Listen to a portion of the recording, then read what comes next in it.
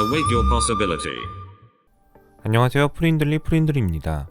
원래는 2부까지만 하고 최근 심상치 않은 국내 부동산에 대해 이야기를 해보려고 했는데요. 요새 수도권 아파트 가격이 장난 아니더라고요. 근데 1, 2부 관련해서 아직 많은 분이 해당 내용을 너무 어려워하는 것 같아서 추가 보충 설명을 드리려고 합니다. 일단 예전에 올린 패드 영상을 참고하시면 더 많이 도움이 되실 거라 생각합니다. 제가 유튜브에 올린 영상들이 엄청난 이론이라 프린들만 이해하고 소수만 아는 그런 내용은 아닙니다. 보통 경제학과 1학년 기본 과목에 다 포함된 내용이고요.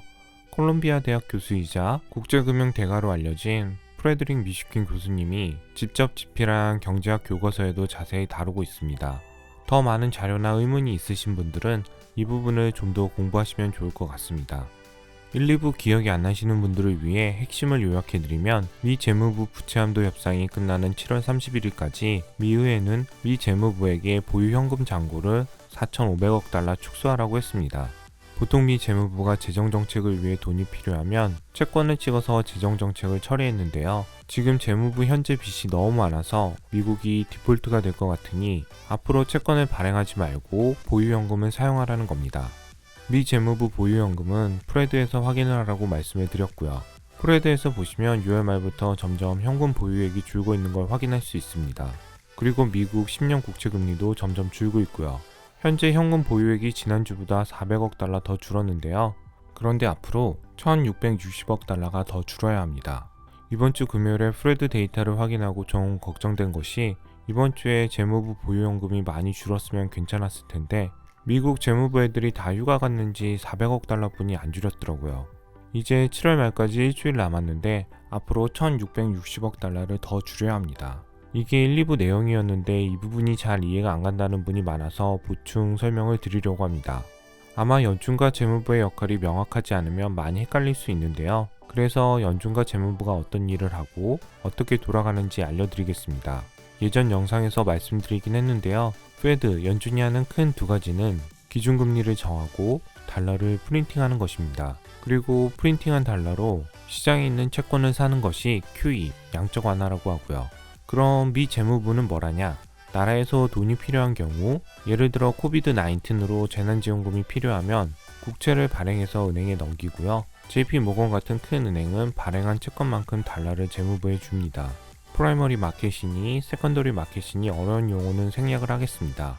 오늘 설명드리는 부분에서 더 자세하게 알 필요는 없지만 너무 궁금하고 다 알고 싶으면 프린들 온라인 강의를 추천드립니다.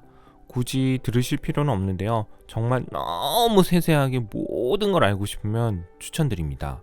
다시 설명을 드리면요. 재무부는 달러를 받고 은행에 채권을 넘깁니다.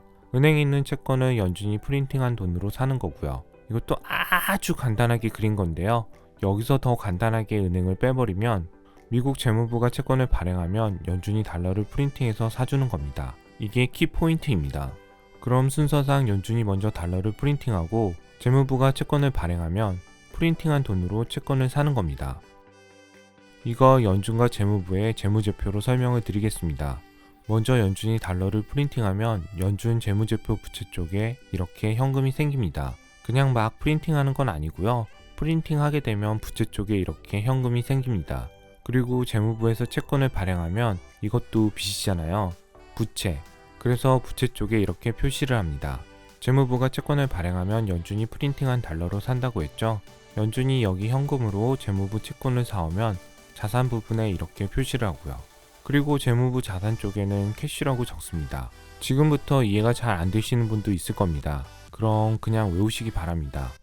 안 돼, 나는 죽어도 이해하고 넘어가는 스타일이니 알려줘 하시는 분은 프린들 온라인 재무제표 강의를 신청하시기 바라고요. 간단히 외우고 인정하면 굳이 강의를 들으실 필요는 없습니다. 근데 나는 이해가 안 되면 살인 충동을 느껴서 악플을 달아야 되는 분이라면 꼭 수강하시기 바랍니다. 자, 다시 돌아와서 재무제표에서는 왼쪽과 오른쪽이 같아야 합니다. 재무부 왼쪽에 있는 자산에서 캐시가 줄면 오른쪽에 있는 부채, 채권 발행이 줄어듭니다. 왜? 왼쪽과 오른쪽은 같아야 하니까요. 즉, 캐시가 준다는 건 부채, 채권 발행이 준다는 겁니다. 미의회가 재무부에게 보유현금 4,500억 달러를 맞추라고 한 것은 재무부 부채가 너무 많으니 재무부 부채를 4,500억 달러로 맞추라고 한 겁니다.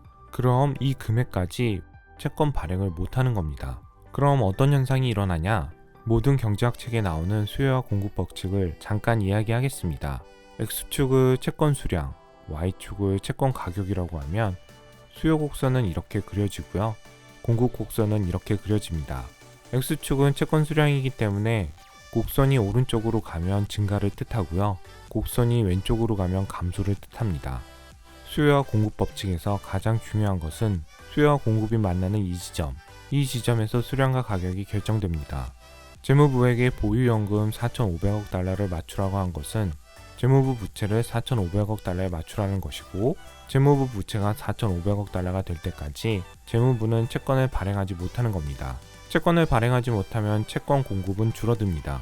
채권 공급이 감소하면 채권 공급 곡선은 왼쪽으로 이동을 하고요. 채권 공급이 감소해서 채권 공급 곡선이 왼쪽으로 이동하면 채권 가격은 상승합니다. 채권 가격과 채권 금리는 반비례. 채권 가격이 상승하면 채권 금리는 내려갑니다.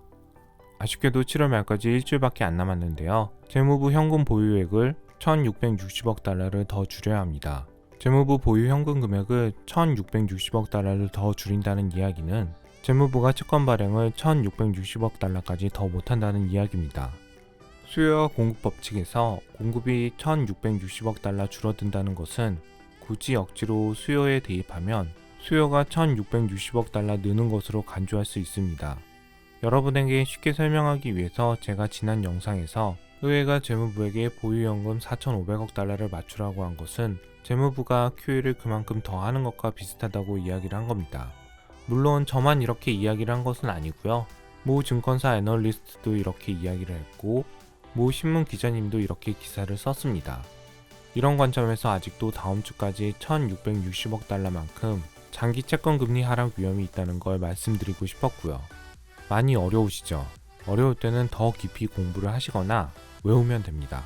그리고 이 부분에 대해서 저보다 더 자세하고 쉽게 설명한 유튜버나 기사가 있으면 댓글로 알려주시기 바랍니다. 그럼 제가 고정 댓글로 박아놓도록 하겠습니다. 이것만 설명드리면 아쉬우니 몇몇 분이 요청하셨던 S&P 500 Forward 12months PE를 보는 방법을 알려드리겠습니다. 지금 S&P 500 Forward 12 PE를 계산하면 주가 수익률이 4.7%고 그만큼 이익이 잘 나올 거라고 알고 있는데, 이러면 현재 주가는 적당한 거 아닌가요? 라고 질문을 하셨는데요. 일단 이게 S&P 500 Forward 12 EPS P이고요. 이 PDF는 설명란에 URL을 넣어 놓겠습니다. Forward 12 EPS가 좋기 때문에 지금 주가가 싸다 라고 하는 주장은 전혀 틀린 것은 아닌데요. 심지어 어느 정도 일리도 있습니다. 과거는 항상 반복하지 않았지만 리듬이 있다고 했죠. 제가 생각하기에 Forward 12 PE 레이쇼는 미래의 성장성이자 추세라고 생각을 합니다.